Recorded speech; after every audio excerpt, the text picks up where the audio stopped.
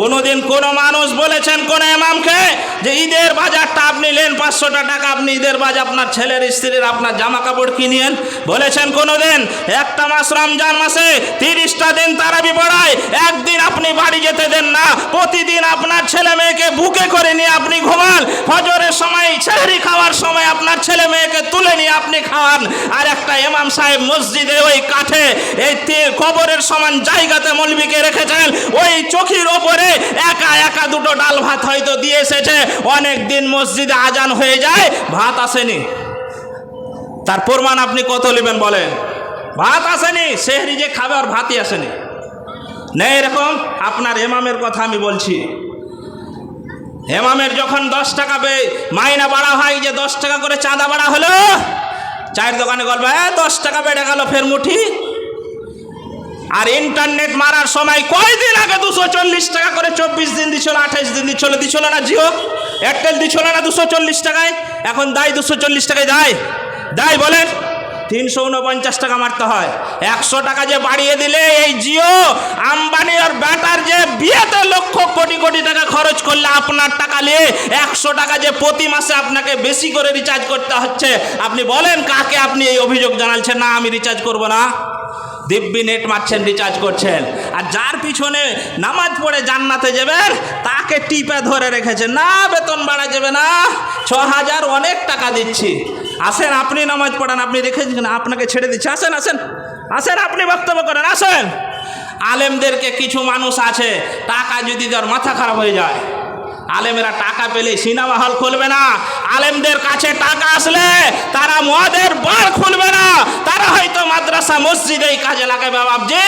আর আপনি আলেমদেরকে টাকা দিতে চান না? বলেন আপনার বিবেককে আমি প্রশ্ন করে ছেড়ে দিচ্ছি এ কথা। আপনার নামাজ হচ্ছে কি? আপনি ভাববেন যে আপনি যে ইমাম রেখেছেন তার সংসার চলছে কি, এটা আপনার দায়িত্ব। যদি সংসার চলে আলহামদুলিল্লাহ, আর যদি এভাবে সংসার চালাতে হয় তাহলে আপনার নামাজ হচ্ছে না। এবারে আসুন, কথা যদি বলি কথা চলতেই থাকবে এরকম। কোন আলেম বলতে পারে না আজকে আমি আমার এলাকা ছেড়ে অন্য জায়গায় থাকি, বহরমপুর এলাকায় থাকি, কারণ হচ্ছে এলাকাতে বেতন দিচ্ছে না।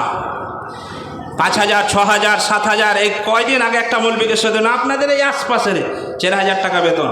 ওকে আমি বললাম, এই তোর মতন পাগল নেই পৃথিবীতে, তোর মতন পাগল নেবে, টুকটুকি চালাগা 500-600 টাকা ডেলি ইনকাম করতে পারবি, মানুষের গোলামি করার কোনো দরকার নেই। পারবে না জি? কিন্তু করছে। ওকে দিয়ে জানাজা পড়েছে, এই জানাজাটা পড়িয়ে দিয়ে।